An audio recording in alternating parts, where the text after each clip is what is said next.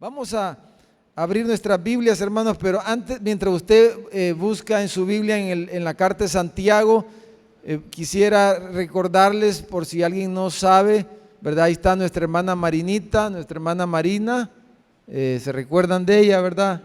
Ella, estábamos recordando con hermano Mauricio que ella comenzó a congregarse allá en el año 90 más o menos. Según entiendo, fue cuando el hermano Mauricio fue ordenado en ese culto, fue que ella se entregó en los brazos de Cristo, hermano. Y desde entonces, en medio de sus luchas, los que la conocimos más de cerca, tantas luchas que ella enfrentó durante estos 26 años de congregarse, siempre estuvo en la iglesia, no anduvo por otros lados, hermanos. Ella estuvo fiel y en sus luchas la vimos perseverar, ¿verdad? Y el día viernes, casi a la medianoche, partió con el Señor. Dios me dio el gran privilegio el propio viernes, hermano, fuimos con el hermano Fran al hospital a verla a mediodía y pudimos ministrarle, orar con ella, sin saber que ese mismo día el Señor la iba a llamar a su presencia. Y fue un tiempo muy lindo, y que también el Señor le ministró paz a ella, ¿verdad? Así que ayer estuvimos en la vela, ahí en Capillas del Rey, y hoy a las 2 de la tarde va a salir el funeral de Capillas del Rey al cementerio Santa Isabel, ¿verdad? Así que todos estamos invitados a las 2 de la tarde de Capillas del Rey, aquí en el cementerio Santa Isabel. Vamos a estar ahí, pues, depositando los restos de nuestra hermana, sabiendo que ella ya está en la presencia del Señor, esperándolo a usted y a mí también, hermano. Gloria a Dios. Démosle un aplauso al Señor, hermano. Él es bueno, Él es bueno, Él es tan bueno. Pero vamos a leer, hermanos, nuestras Biblias aquí en Santiago capítulo 2, la carta de Santiago en el capítulo 2. Vamos a leer del versículo 14, vamos a leer hasta el versículo 20. Santiago 14, capítulo 2, versículo 14 al 20. Dice: hermanos míos, ¿de qué aprovechará si alguno dice que tiene fe y no tiene obras? Dice, ¿podrá la fe salvarle? Y si un hermano o una hermana, o sea, podrá esa fe, ¿verdad?, que esa persona profesa, podrá salvarle, dice. Y si un hermano o una hermana están desnudos y tienen necesidad del mantenimiento de cada día, y alguno de vosotros les dice: id en paz, calentaos y saciaos, pero no le dais las cosas que son necesarias para el cuerpo, ¿de qué aprovecha? Así también, dice, la fe, si no tiene obras, es muerta en sí misma. Pero alguno dirá: tú tienes fe y yo tengo obras. Muéstrame tu fe sin tus obras y yo te mostraré mi fe por mis obras, dice. ¿Tú crees que Dios es uno? Bien haces. También los demonios creen y tiemblan. Mas quieres saber, hombre vano, que la fe sin obras es muerta. Y sigamos leyendo hasta el final del capítulo. Dice: ¿no fue justificado por las obras Abraham nuestro padre cuando ofreció a su hijo Isaac sobre el altar? ¿No ves que la fe actuó juntamente con sus obras y que la fe se perfeccionó por las obras? Y se cumplió la escritura que dice: Abraham creyó a Dios y le fue contado por justicia y fue llamado amigo de Dios. Vosotros veis pues que el hombre es justificado por las obras y no solamente por la fe. Así también Rahab la ramera no fue justificada por obras cuando recibió a los mensajeros y los envió por otro camino, porque como el cuerpo sin espíritu está muerto, así también la fe sin obras está muerta. Hermanos, la palabra nos anima, y el apóstol Pablo, como lo hace Santiago aquí en la segunda carta a los Corintios, en el capítulo 13, en el versículo 5, Pablo le escribe a los corintios y les dice, hermanos, les dice, examinaos, dice, a vosotros mismos si estáis en la fe. Hermanos, vamos a hablar de la fe esta mañana.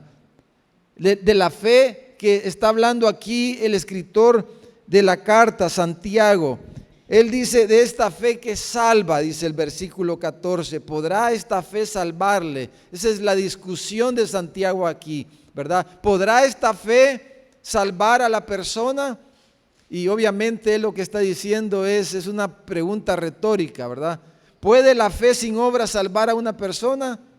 No está diciendo. No puede, no es una fe salvadora. Vamos a hablar de la fe que salva, de la fe salvadora. Y Pablo le dice a los corintios, examínense a ustedes mismos, dice, si están en la fe. Le decía a los hermanos, probaos, dice, a vosotros mismos, o no os conocéis a vosotros mismos que Jesucristo está en vosotros, dice, a menos que estéis reprobados. 2 Corintios 13:5. O sea, la palabra nos llama constantemente, y precisamente cuando celebramos la cena del Señor, como lo hicimos la semana pasada, es un momento para hacer esto, ¿verdad? Para examinar nuestra fe, nuestra vida espiritual, nuestra fe en Dios. Si realmente la fe que nosotros estamos profesando tiene las obras que la demuestren, ¿verdad? Que demuestren esa fe. Y hermanos, yo creo que este es un tema, un punto muy importante en los días que vivimos en nuestro país, particularmente cuando todo el mundo dice tener fe, ¿verdad? Todo el mundo en nuestro país dice, si usted le pregunta si alguien es cristiano, casi que la totalidad, ¿verdad?, de las personas dicen, sí, yo soy cristiano, yo creo en Dios. Y le dicen Dios lo bendiga. Y cuando usted le dice, usted va al banco, va al supermercado, va al mercado, va a donde quiera que vaya, y usted le dice a las personas, Dios te bendiga. ¿Y qué le dicen las personas? Amén, dicen, Dios lo bendiga. Y si usted no se identifica como cristiano y usted no le dice Dios le bendiga, ellos le dicen Dios lo bendiga, ¿verdad? Los comentaristas deportivos, ¿cómo se llama? Los entrevistadores, los camarógrafos, toda la televisión, le dicen Dios los bendiga, ¿verdad? Y todo el mundo dice tener fe en Dios. Entonces, pero a pesar de eso, hermanos, todos estamos conscientes y sabemos que vivimos un tiempo difícil en nuestro país. A pesar de que supuestamente hay mucha fe, pero no se ven las obras en las personas, ¿verdad? Decimos, yo tengo fe, pero no se ven las obras, o las obras que vemos no corresponden a la fe que decimos que profesamos. Entonces esa es, dijéramos, la discusión aquí de Santiago, porque las personas tienen todo tipo de fe. Lo que Santiago está diciendo es que esta fe es una fe productiva, es una fe que produce obras, ¿verdad? Las obras como comprobación de la fe es el punto de Santiago. Pero vamos a hablar tres cosas, hermanos, esta mañana. Número uno, dice Santiago que esta fe es una fe activa, dice, es una fe viva, es una fe que no está muerta, es una fe viva, es una fe activa, no es pasiva, en otras palabras. Es una fe activa, no es pasiva ante la necesidad, ante el prójimo, ante los que nos rodean. Esta fe no es pasiva, está diciendo. En realidad Santiago no está hablando de un ateísmo o de un agnosticismo, ¿verdad? Santiago no está hablando de eso. Él no está hablando de alguien que dice que niega la fe. Él está hablando de las personas que dicen que tienen fe. Él está hablando de las personas que dicen que son cristianos, que creen en Dios. Él no está hablando aquí de los ateos o de los agnósticos, ¿verdad? Un ateo es alguien que niega rotundamente la existencia de Dios. y en su creencia, en su religión, el ateo dice, no hay Dios, dice, como el Salmo 14, ¿verdad? No hay Dios, dice el ateo. El agnóstico, por otro lado, es aquel que dice, sí, debe de haber un Dios que hizo todas las cosas, pero a saber dónde está ese Dios. Y científicamente no lo podemos demostrar, no lo podemos probar. Y entonces, en otras palabras, dice, como no podemos probar la existencia de Dios, la ciencia no lo puede comprobar, entonces ¿para qué preocuparnos por Dios si realmente Dios quizás está bien lejos de la tierra, está bien lejos de nosotros? Entonces, pues realmente como que Dios no existiera. Bueno, Santiago no está hablando de los ateos, no está hablando de los agnósticos, sino que mire, dice el versículo 14, está hablando de aquellos que dicen que tienen fe. Dice, ¿de qué aprovechará si alguno dice que tiene fe? Está hablando en un contexto, dijéramos, cristianizado, en un contexto donde las personas dicen tener fe en Dios, fe en Jesucristo, pero que realmente las evidencias no demuestran tal fe. Entonces, dice, esta fe es activa, no es pasiva. Y pone el ejemplo de los demonios aquí. Mire el versículo, ¿verdad? ¿Qué versículo es, hermano? Ayúdeme a buscarlo. ¿Cuál? 19. Ajá. Versículo 19. La fe, dice, de los demonios. Los demonios, dice, tienen fe. Los demonios, ¿sabía usted que los demonios tienen fe, hermano? Sí, ¿verdad? Tienen fe y conocen que existe un Dios, dice. O sea que la doctrina de los demonios, hermano, es bastante buena, dijéramos, ¿verdad? Porque creen que Dios es uno, dice. Dios es uno, ellos creen eso. Cuando Jesús venía, ¿verdad? Y aquellos demonios, legión, aquel demonio le dijo que era una legión realmente de demonios, le dijo, Jesús, le dice, si nuestro tiempo no ha llegado, déjanos que nos vayamos a ese hato de cerdos, ¿verdad? Y el Señor les dijo, sí, vayan, y despeñaron a los cerdos en el precipicio, pero porque ellos, los demonios, hermanos, saben que hay un Dios. Es correcta su creencia en ese aspecto. Los demonios realmente, hermanos, creen más que muchos, ¿verdad? Los demonios creen más que muchos que quizás andan por ahí. Ellos creen y aún tiemblan. Pero los demonios, la Biblia nos enseña que nunca serán salvos. Esa fe de los demonios, y ese es el punto de Santiago, ¿verdad? Que la fe que los demonios tienen, que los hace hasta temblar. O sea, es tan real sus sentimientos y la realidad que ellos creen y piensan que aún tiemblan, dice. Y lo vemos en la historia que estaba narrando en los evangelios.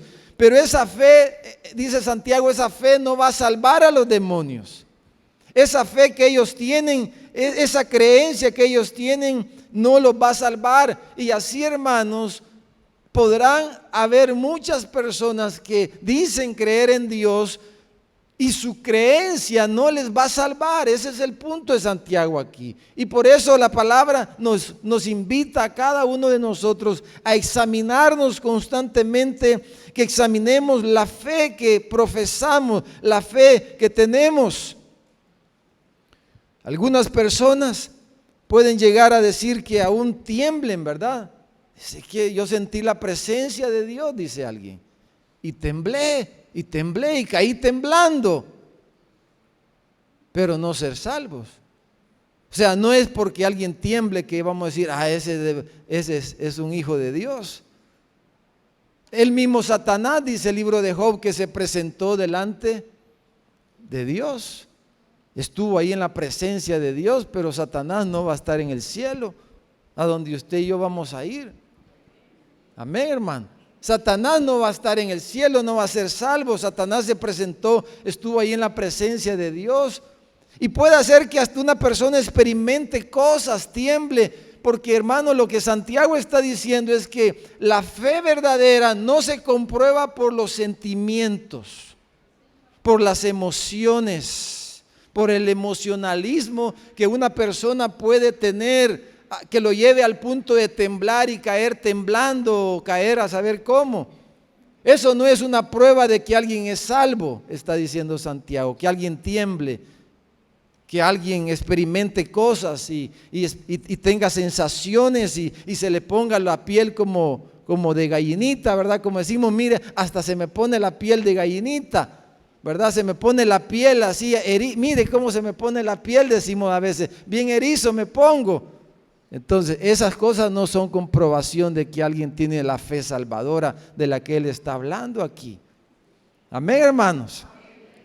Entonces, sino que lo que él dice, que esta fe, dice, vale para algo. La fe que vale la pena es aquella que finalmente salva a la persona, está diciendo.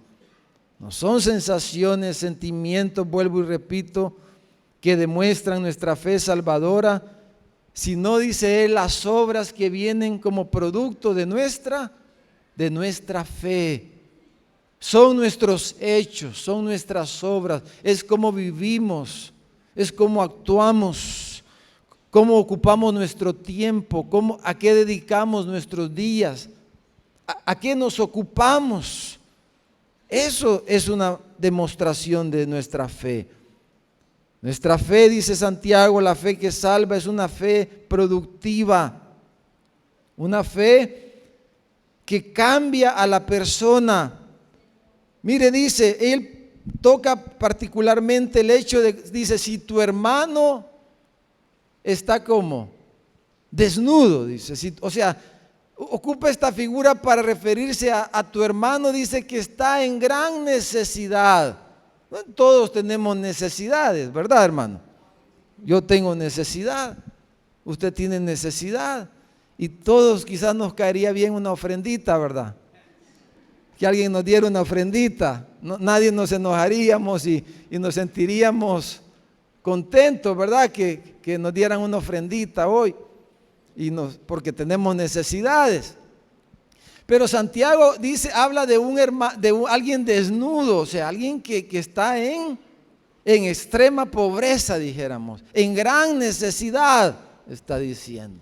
Dice, si tú, dice, ves a tu hermano, o sea, no te lo cuentan, pero tú lo ves que está desnudo, dice, y eres insensible a esa necesidad, dice, entonces hay algo que no está bien contigo, con tu fe. Está hablando de la fe. Si hay algo que no está bien con tu fe, y alguien podrá decir, como dijo, le preguntaron, ¿y quién es mi hermano? ¿Verdad? ¿Quién es mi hermano? Bueno, tu hermano es con, ¿quién es mi hermano? ¿Quiénes son nuestros hermanos hablando carnalmente? Bueno, con los que crecimos, con los que vivimos. Y Santiago está hablando en el contexto de la iglesia, y cuando dice, si tu hermano, ¿a quién se refiere, hermano? A un miembro de la iglesia, a un miembro de tu misma iglesia. Si tu hermano, dice, está desnudo, si tu hermano, o sea, el que se sienta contigo en las bancas de la iglesia, el que se sienta en las sillas de la iglesia, el que viene junto a ti a traer culto, a hacer culto delante de Dios, si tu hermano está en necesidad, en gran necesidad, y tú eres indiferente, insensible a la necesidad de tu hermano, entonces lo que se ve en ti, está diciendo, es egoísmo, es insensibilidad, el egoísmo y la insensibilidad de un corazón no regenerado, de un hombre, una mujer que no ha experimentado la regeneración, que no es una nueva criatura, y entonces vive en su egoísmo, en su hipocresía, y es insensible a la necesidad de su hermano. Es lo que está diciendo. No hay caridad, dice, para su propio hermano. El egoísmo del corazón sigue ahí latente, Prevalece el orgullo, la soberbia. Si usted lee unos versículos antes, habla Santiago de cuando llega alguien a la congregación, ¿verdad? Uno llega con anillo y otro sin anillo, y al que llega con bien vestido le dice, venga, siéntese aquí en la primera fila, y aquel que llegó algo andrajoso le dice, ay, quédate parado en la sección de los parados. Usted puede leer en los primeros versículos del capítulo, está hablando de la congregación. Y entonces dice, si eres insensible, entonces, ¿qué tipo de fe tienes tú? Si eres indiferente a los hermanos, si no estás involucrado con los hermanos, en otras palabras, pues, si no tienes hermanos, porque lo que pasa es que si no tengo hermano, entonces si no me voy a involucrar. Pero si tú no estás involucrado con tus hermanos, si tú vives tu vida, tu propia vida, y no te involucras con tus hermanos, en las necesidades de tus hermanos, entonces tienes que examinar qué fe es la que tú tienes. Si tú pasas la semana y no te acuerdas de tus hermanos, de que tienes hermanos, tenía hermanos, sí, tienes hermanos, se supone que tienes hermanos, pero tú vives tu vida, tu propia vida, y sin acordarte de tus hermanos, de las necesidades de tu hermano. Entonces, ¿qué tipo de fe tienes? Dice. Amén, hermano. Entonces, en otras palabras, lo que se ve es una incapacidad para identificarse con el otro, con el necesitado. Pero no es cualquier necesitado, porque los pobres siempre los tendréis, dijo Jesús. Y necesitados, hay necesitados por todas partes y siempre lo habrán. Pero está hablando Santiago de tu hermano, dice. Tu hermano, el que vive contigo, el que está a la par tuya. Entonces, hermanos, por eso una de las cosas que le estamos pidiendo a Dios, ¿verdad?, es poder fortalecer este fondo de misericordia, ¿verdad? Que toda la primera semana, como la semana pasada, damos para el fondo de misericordia. ¿Y por qué deberíamos de hacer eso? Por lo que estamos hablando. Porque es una manera de que realmente vivamos lo que la palabra nos está mandando. Lo que los apóstoles le dijeron a Pablo cuando él inició el ministerio, acuérdate siempre de los pobres, le dijeron a Pablo. Entonces, hermanos, a través del fondo de misericordia, por ejemplo, le damos una bolsa, ¿verdad?, a algunos hermanos que tienen más necesidad. Pero quiero aprovechar este punto, hermanos, para recordarnos, ¿verdad?, que esa bolsa es para el que tiene necesidad. Esa bolsa no es para los misioneros. Para los misioneros, ¿qué tenemos, hermano? El fondo de misiones. Esa bolsa, la bolsa de misericordia, que es un programa de nuestra iglesia, es para los que de verdad necesitan. Es aquel que no tiene trabajo, o una hermana que le toca sola y está pasando grandes batallas. Pero como dice la Biblia, si alguien tiene un hijo, familia o familia que tiene las posibilidades de apoyarle, pues deberíamos de ver esa parte primero. Pero tenemos la bolsa de misericordia. Hermano, ese fondo sirve a veces para cubrir algunas medicinas de algunos hermanos que realmente necesitan. Hermanos, nosotros como iglesia somos tan bendecidos, ¿verdad? Porque la mayoría quizás de nosotros hemos recibido la bendición de un apoyo de nuestros hermanos médicos, ¿verdad? No levante su mano, pero ¿cuánto hemos recibido un apoyo de nuestros hermanos? A través de muestras médicas, exámenes, consultas, ¿verdad? Y aquí, hermanos, estamos bendecidos. Es la congregación de los médicos, dicen. Gloria a Dios, aleluya, amén, como dice hermano Mauricio, ¿verdad? Y qué bendición, pero a veces realmente, bueno, hermana Chati, hermana Roxanita, y tratamos a veces de cuando hay una necesidad, los hermanos se rebuscan, pero a veces no hay medicina y hay que comprarle a alguien que de verdad lo necesita, y ese fondo sirve para eso. Una cosa que esperamos hacer ya dentro de poco es que vamos a comenzar por lo menos con una ruta para para traer hermanos ancianitos, ancianitas a la reunión. Muchos hermanos ya les cuesta venir y a veces les llevamos Santa Cena, ¿verdad?, a sus casas y ellas dicen, la mayoría mujeres, ¿verdad?, dice, ¿cómo quisiera ir a la congregación? Pero ya el dolor de la rodilla no me deja, dice. Y hermano, ¿y hoy por qué no vino? Es que amanecí con el dolor, la rodilla, la amanecí. Depende cómo amanezca, hermano. Algunos no venimos según amanezca el clima, ¿verdad? Pero ellas no vienen según amanecen de salud, hermano, ¿verdad? Entonces, dentro de poco esperamos tener una primera ruta para traer a nuestras hermanas. Entonces yo los quiero desafiar porque que podamos, hermanos, ponerlo en nuestro presupuesto, esto también, porque esas son las cosas que la palabra nos manda, que pensemos en los necesitados. Y es lo que Santiago está diciendo, si tú no piensas en los que tienen necesidad, ¿dónde está tu fe? Está diciendo. Si tú eres insensible al necesitado, entonces, ¿dónde está tu fe? Eso es lo número uno. Número dos, hermano. Esta fe salvadora es una fe, como estábamos mencionando, es una fe productiva. O sea, es una fe que produce obras. No es una fe estéril, no es una fe muerta, pero no es una fe estéril, está diciendo Santiago. Es una fe productiva, es una fe activa. Entonces, ¿qué tipo de obras son estas? Y hablemos un poquito de estas obras. Hermanos, son las obras que comprueban la fe.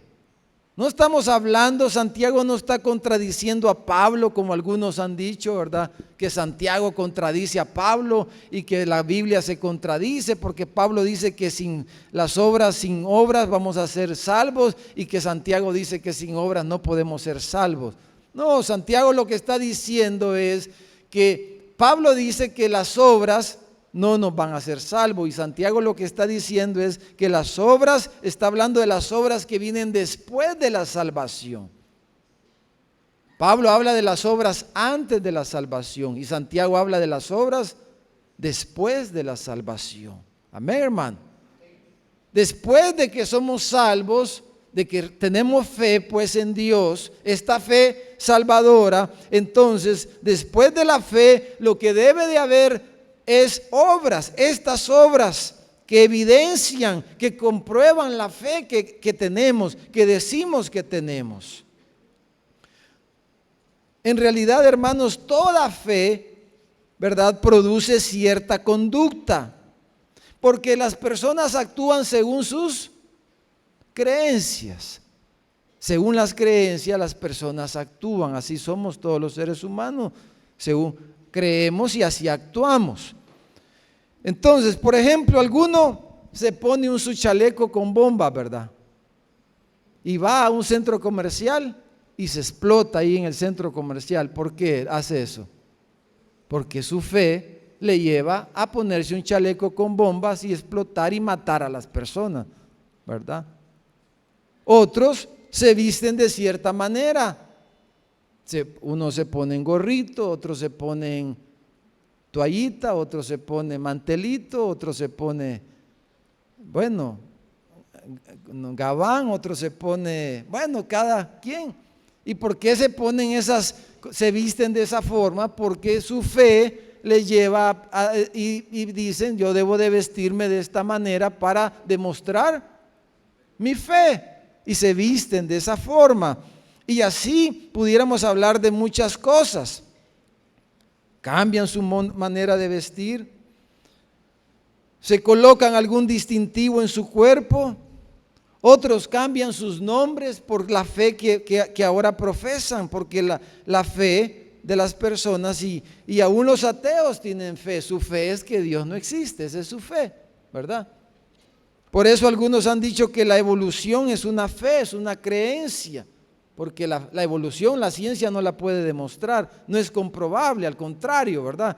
Entonces el que cree en la evolución, el científico que cree en la evolución, eso es una religión.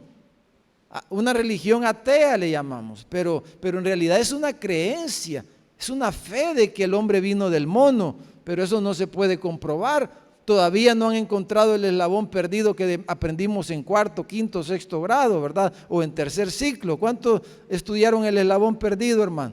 Todavía está perdido, les quiero contar, ¿verdad? Todavía lo andan buscando y no lo van a encontrar, ¿verdad? Porque la evolución no es algo comprobable.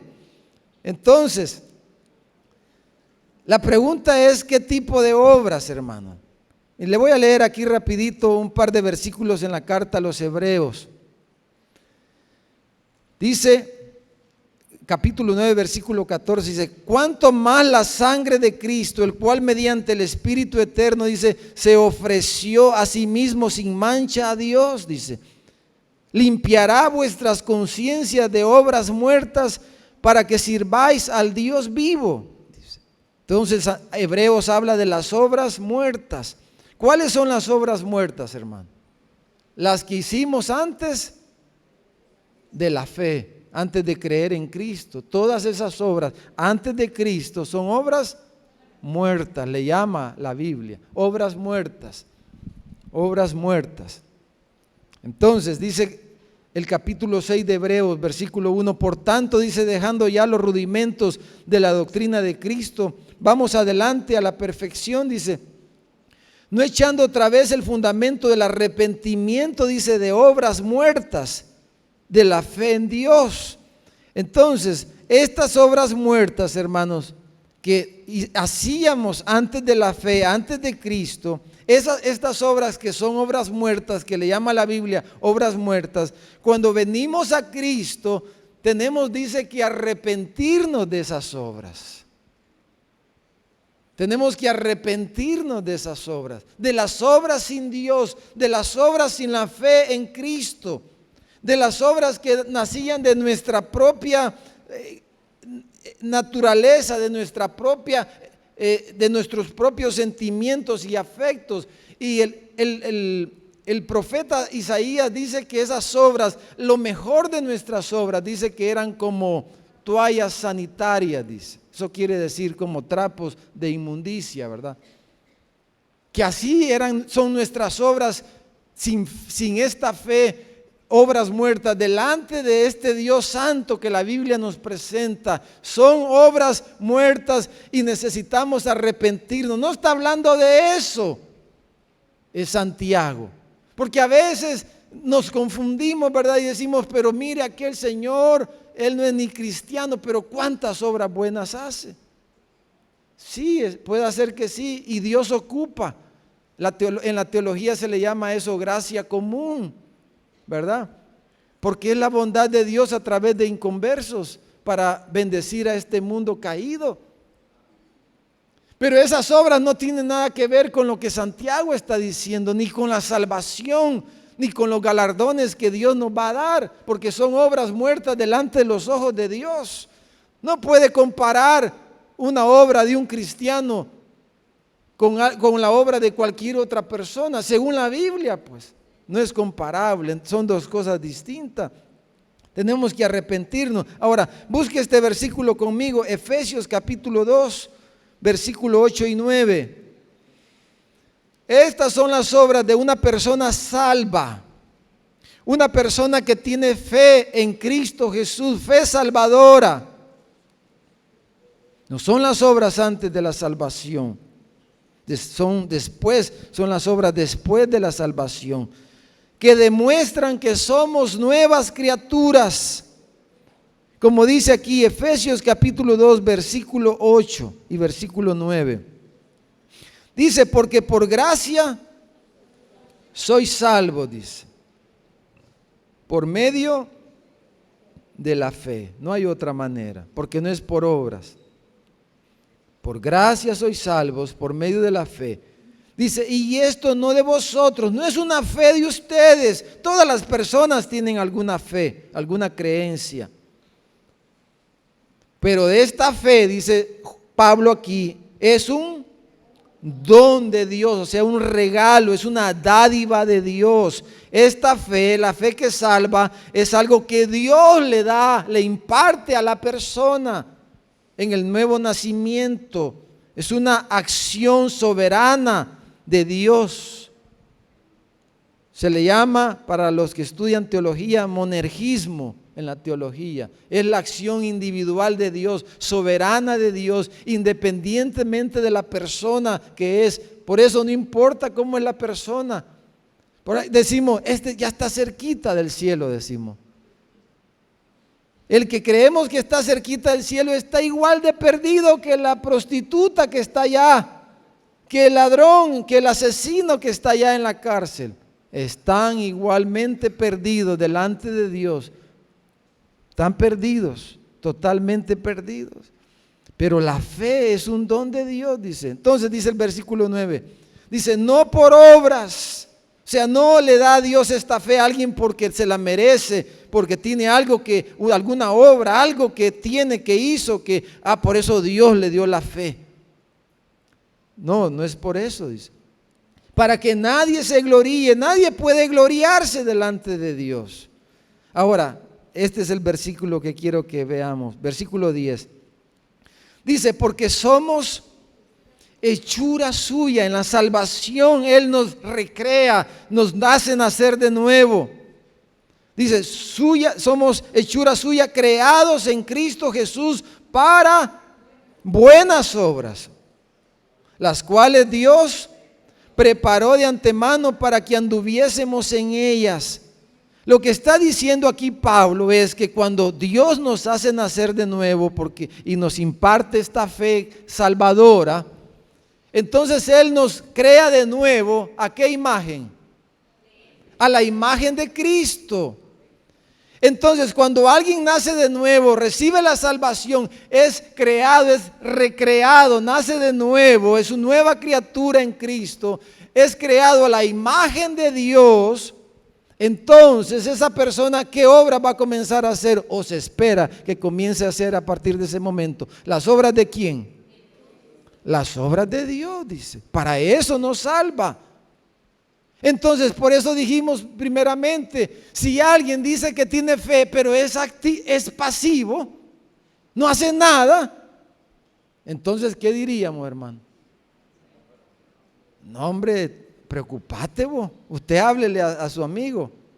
Mira, vos, preocupate, revisate, porque vos no pasas de la silla, vos. Vos solo calentás la silla, pero no te involucras con nada ni con nadie. Ya voy a poner un huevo, le va a decir. ¿Verdad? Entonces, hermano. Pero entonces, las obras, ¿cuáles obras va a ser? Las obras de Cristo, las obras de Jesús. Como lleva la imagen de Él, entonces después de la salvación, esa persona comienza a hacer las obras de ¿quién, hermanos? De Jesús. Comienza a hacer las cosas que Jesús hizo, ¿verdad? Comienza a hacer las cosas que Jesús hizo, las cosas que Jesús dijo que hiciéramos, ¿verdad, mi hermano? ¿Está claro, hermano? No lo estoy confundiendo. Entonces, esa fe es una fe, como ya dijimos, compasiva en primer lugar. Bueno, en términos centrales de esa fe. Esa fe se manifiesta particularmente en la sensibilidad que ahora la persona tiene hacia los demás. Es una fe compasiva. ¿Y por qué es así? Hermano, ¿y por qué dice usted eso? Porque Jesús dijo, a Él le preguntaron, maestro, dinos, ¿cuál es el más grande de todos los mandamientos? Y Él dijo, amarás al Señor tu Dios con todas tus fuerzas, con todo tu corazón. Ese es el más grande de todos los mandamientos. Y entonces Él dijo, y el segundo es semejante a este, dijo, amarás a tu prójimo como a ti mismo. Entonces se dan cuenta cómo es lo mismo que estamos hablando. Si ves a tu hermano tu prójimo, tu próximo, y tú no demuestras, tus obras no demuestran un interés en tu hermano, si tus obras no demuestran una sensibilidad hacia tus hermanos, hacia tu prójimo, hacia los que te rodean, entonces, ¿qué tipo de fe tienes tú? ¿Qué pasa con tu fe? Dice el Señor. ¿Qué pasa con tu fe? Entonces, jóvenes que están aquí esta mañana, ustedes no se dejen engañar por el demonio, porque ustedes saben que los jóvenes, según las estadísticas, especialmente en los Estados Unidos, que sacan muchas estadísticas, la mayoría de jóvenes dicen que se van de la iglesia por la hipocresía de los hermanos de la iglesia, por la hipocresía que a veces ven en su propia casa. Pues que el diablo no te engañe. Quizás tu papá no tiene esta fe que estamos hablando. Quizás tu mamá no tiene esta fe que estamos hablando. El problema no es Dios, el problema no es la iglesia. El problema es la fe que la persona dice que tiene, pero no es la fe salvadora. Entonces tú no le des la espalda a Dios, no le des la espalda a la iglesia por causa de la hipocresía de algunos hermanos quizás de la iglesia o de los de tu propia casa. Tú mira a Dios, por eso necesitas ver las escrituras. Y tú sé la diferencia entonces en tu casa. Entonces tú vive y haz las obras de Cristo, haz las obras de Jesús. Y levántate tú como testimonio en tu casa de que hay un Dios que vive y permanece para siempre. Aleluya. Levántate tú. Levántate, sirve a tu Dios, sírvelo, ahí encárgale lo demás al Señor. Tampoco te digo esto para que empieces a criticar y empieces a cuestionar a tus papás o a los hermanos, ¿no? Encárgale eso a Dios, ¿verdad? Amén. Entonces, las obras de Cristo, el carácter de Cristo, la imagen de Cristo, eso es de lo que debe de manifestarse, dice Santiago. Mire el versículo 13, ahí en el capítulo 2 de Santiago, un versículo antes del que comenzamos a leer. Hermanos, cada contacto con cada persona es una oportunidad de mostrarles el amor de Cristo. Cada contacto con cada persona que nosotros tenemos es una oportunidad de mostrarles el amor de Cristo.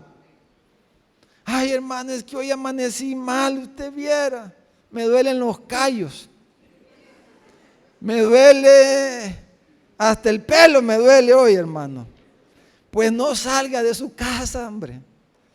Si usted dice que es cristiano, pues quédese en su casa y échele llave al que ni su esposa lo ve ese día, porque no va a honrar a Dios. Mejor arrodillémonos hasta que nos quite el dolor del callo. Pero cada contacto, amados hermanos, con cada persona, cada día es una oportunidad de cumplir nuestra misión en la tierra, que está allí, mire, de nuestra declaración de propósito. Proclamar el evangelio. Pero cuando nosotros actuamos de cierta forma, no estamos proclamando el evangelio. Cada acción nuestra debe de reflejar a Jesús, a la imagen del cual hemos sido creados. Nuestras obras deben de reflejar a Jesús, el capitán de nuestra salvación. Y debemos, a través de nuestras obras, proclamar el evangelio y hacer discípulos en este mundo. Ese es nuestro objetivo, nuestro propósito. Pero nosotros, dice, mire este versículo 13, porque juicio sin misericordia se hará con aquel que no hiciere misericordia. Y la misericordia triunfa sobre el juicio. Lo que está diciendo es, si tú has recibido misericordia de Dios, pues haz misericordia con tu prójimo. Si Cristo ha tenido misericordia de ti, que tus obras muestren misericordia hacia los demás. Que cada una de tus obras, que cada una de tus acciones sea una obra de misericordia hacia tu prójimo, hacia el desvalido, hacia el desnudo, hacia los hermanos, hacia los que te rodean, para que ellos puedan ver el amor de Cristo que ha sido derramado en tu corazón. Pero ya no sigan así, está diciendo Santiago. Quizás Santiago en aquellos días pasaba lo que pasa en El Salvador, hermano. Que un montón decimos que tenemos fe, pero nuestras obras gritan que no tenemos fe en Cristo, pues. Tenemos fe en otras cosas, pero no en Cristo. Nuestras obras gritan esto, pero mire lo último, lo tercero y lo último. Y veamos aquí los dos ejemplos, porque Santiago da dos ejemplos aquí, dos ejemplos de fe en el Antiguo Testamento. ¿Quiénes son los dos ejemplos, hermano? Un hombre y una mujer, para que nadie se enoje, ¿verdad? Un hombre y una mujer. ¿Cuál es el hombre? Abraham. ¿Y la mujer? Rahab. Rahab, Sara dijo. Alguien dijo Sara. No, Rahab. Sería mejor Sara, porque Rahab, ¿qué era Rahab, hermano? Una ramera, ¿verdad? Ay, hermano, yo nunca he sido eso, dirá alguien. Entonces, no es un ejemplo, así que, bueno, Rahab y Abraham, dos ejemplos que él nos pone de la fe de ellos, dos ejemplos del Antiguo Testamento. Hermano, dicho sea de paso, en el Antiguo Testamento como en el Nuevo Testamento, o sea, en toda época, solo hay una manera en que las personas pueden ser salvas, por medio de la fe. Por eso vimos, solo por fe, solo por gracia, solo Cristo. Solo por fe puede ser salva una persona. En el Antiguo Testamento las personas eran salvas por medio de la fe, y en el Nuevo Testamento las personas son salvas por medio de la fe. Un niño es salvo por medio de la fe. Un anciano es salvo por medio de la fe. No hay otra manera que alguien pueda ser salvo si no es por medio de la fe.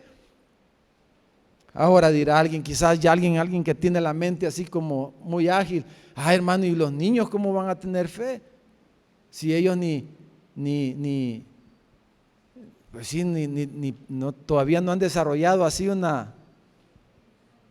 entendimiento, hermano. ¿Cómo van a entender la fe?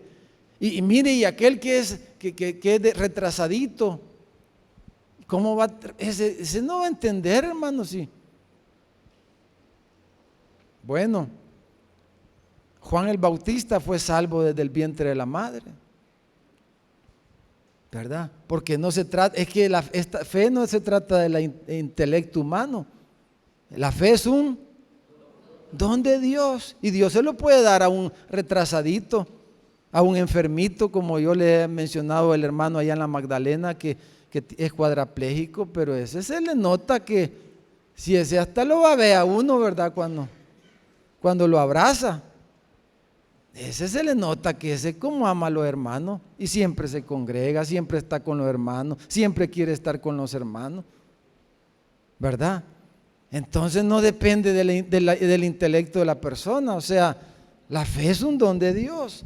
Entonces Abraham, pero solo les dejo ahí esa, para que piensen un poquito, hermano, y oren y lean más la Biblia, ¿verdad? Veamos estos dos ejemplos, hermanos, para terminar así rapidito. Abraham, dice que la fe de Abraham y la fe de Rahab, hermanos amados, dice que esta fe es la fe que justifica.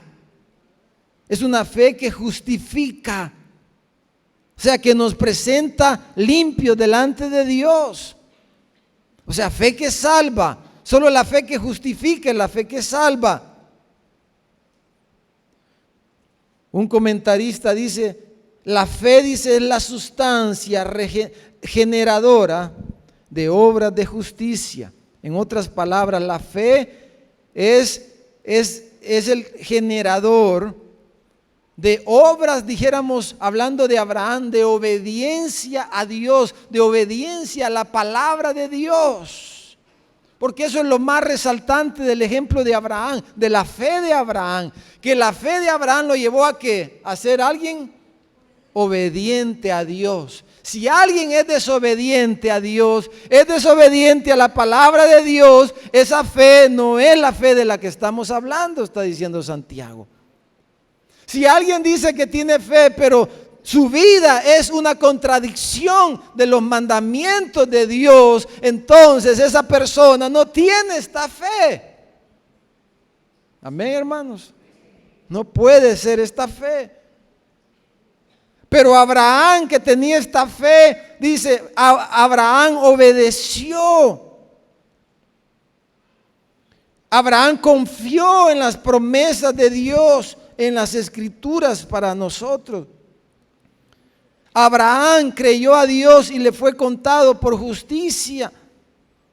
Abraham demuestra su fe en su obediencia a Dios, en su sometimiento a Dios, en sus obras que muestran su disposición a guardar los mandamientos de Dios.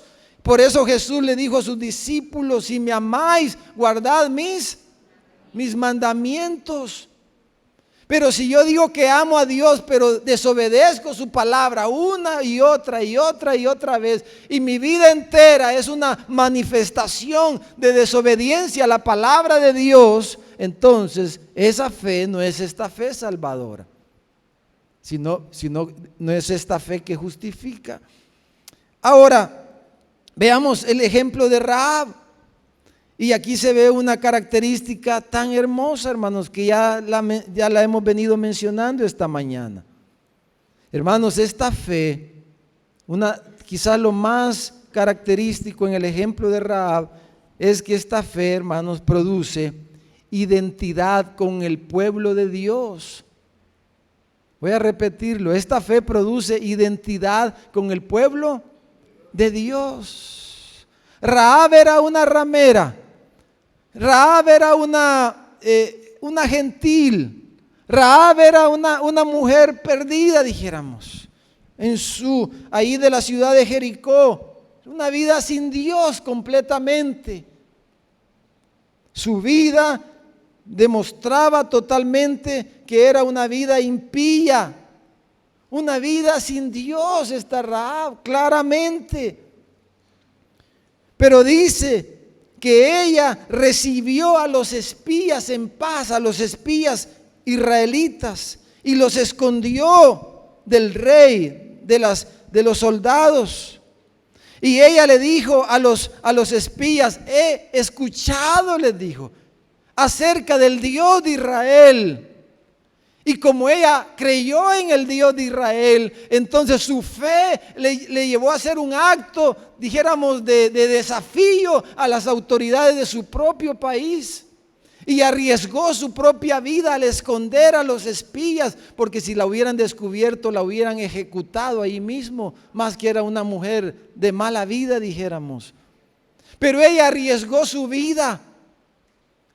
Y a pesar de que estaba todo en contra, ella se identificó con estos dos espías, o con los espías que estaban allí. ¿Por qué? Porque la fe salvadora produce identificación con el pueblo de Dios. Por eso nos juntamos con el pueblo de Dios. Por eso es tan importante congregarnos con el pueblo de Dios y alabar juntos y servir juntos y preocuparme por mis hermanos, porque esta fe produce identidad con la iglesia de Cristo. Aleluya, hermanos. Por eso ahora la iglesia viene a ser, es la familia de Dios, y la iglesia viene a ser mi familia. ¿Por qué? Porque la fe, esta fe me lleva a identificarme con el pueblo de Dios. Y esta fe, hermanos, es una fe, hermanos, que constantemente va a ser va a evangelizar. Es una fe que proclama, que anuncia a otros. Es una fe que está activa, que produce estas obras y que justifica y que demuestra que esa persona es otra persona, que esa persona ha cambiado, que ha sido transformada esa persona, que ya no es la misma persona, y los demás entonces están viendo la proclamación del Evangelio, están viendo la proclamación de la vida de Dios en esa criatura, en ese hombre, en esa mujer que ahora ha sido salvada por la gracia de Dios. Y entonces los demás son testigos de esta maravilla y son llamados entonces a través de ellos a la salvación también. Y entonces la presencia suya en cada día de la semana, en su casa, en su vecindario, en nuestros trabajos, hermanos, es Dios nos ha enviado ahí. Usted es un misionero ahí en su colonia, en su casa, en cada lugar. Y debemos de pedirle a Dios no perder de vista esta realidad de que a través de nosotros Dios está proclamando que nosotros somos sus enviados, sus embajadores, y que hemos sido comisionados por Dios para que anunciemos las virtudes de aquel que nos llamó por su gracia eterna. Entonces, hermanos, porque los actos de misericordia más grandes son los actos evangelizadores, hermanos, y de discipulado. Dar un vaso de agua es un acto de misericordia para el sediento. Darle una camisa al desnudo es un acto de misericordia. Pero el acto de misericordia más grande es el acto que Dios mismo hizo en la persona de su Hijo al entregarse en la cruz por nosotros, para darnos la salvación, para darnos vida eterna. Entonces el acto más grande, si usted le da una manzana, si usted le hace un favor a una persona, pero esa persona no identifica su favor con Dios, eso no nos sirve mucho, hermano. Le va a servir porque se va a alimentar, le va a servir porque se va a vestir, pero eso le va a ayudar solo en esta vida. Pero hay algo, una vida eterna, hay algo más importante que las personas necesitan conocer. Y nuestros actos de misericordia, nuestros favores hacia los demás, nuestro servicio hacia los demás, es un anuncio nada más, es una forma de llamar a las personas para que vengan al conocimiento de Cristo y a la salvación eterna que se nos ha ofrecido en la persona del Salvador. Somos misioneros, cada uno, cada día somos misioneros. Mire, ahí en Hebreos capítulo 11, hablando de esta identificación con el pueblo de Dios. Hebreos 11:25 es lo que dice aquí de Moisés. Dice que Moisés por la fe, dice, cuando ya fue hecho grande, ya no quiso ser llamado hijo de la hija de Faraón. ¿Por qué no se identificó ya con la realeza de este mundo? Versículo 25, Hebreos 11:25 dice que no, dice, sino que escogiendo antes ser maltratado, dice, con el pueblo de Dios. Es lo que vemos en Rahab. Dice que gozar de los deleites temporales del pecado. Porque esta fe que justifica al impío, hermanos amados, esta fe preciosa que nos ha sido dada, nos identifica con el pueblo de Dios. Y por eso ella estuvo dispuesta a que la pudieran matar. Ella estuvo dispuesta a que pudiera ser maltratada con los espías y ser acusada en los tribunales de Jericó como una traidora a la patria. ¿Y por qué ella estuvo dispuesta a eso? Porque se identificó con el pueblo de Dios. ¿Por qué se identificó con el pueblo de Dios? Por la fe que Dios le había impartido. A través de que de oír la palabra, de oír los testimonios acerca del Dios de Israel, de cómo había abierto el Jordán. Y cuando ella escuchó los testimonios y la proclamación de esas buenas noticias del Dios de Israel, entonces ella creyó a Dios. ¿Y cómo evidenció esa fe? Escondiendo a los espías, identificándose con el pueblo de Dios.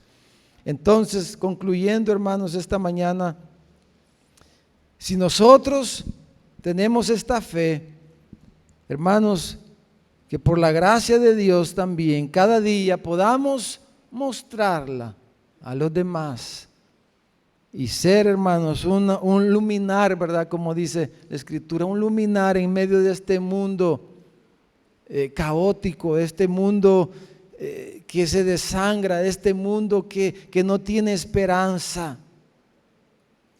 Hermanos, en la evangelización y en el discipulado se combinan todas estas características de esta fe salvadora: obediencia a Dios, identificación con el pueblo de Dios, compasión hacia los demás y todas las características que hemos estado hablando esta mañana se demuestran de una manera brillante, dijéramos, a través cuando le hablamos el evangelio a alguien, cuando discipulamos a alguien, se manifiestan estas cosas. Vamos a orar esta mañana. Mientras pasan los hermanos músicos, tomemos un momento para orar, para pedirle a nuestro Dios. Aleluya. Yo no sé esta mañana, mientras tomamos unos minutos para orar, para que a cada uno hablemos con nuestro Dios. Yo no sé si hay algo.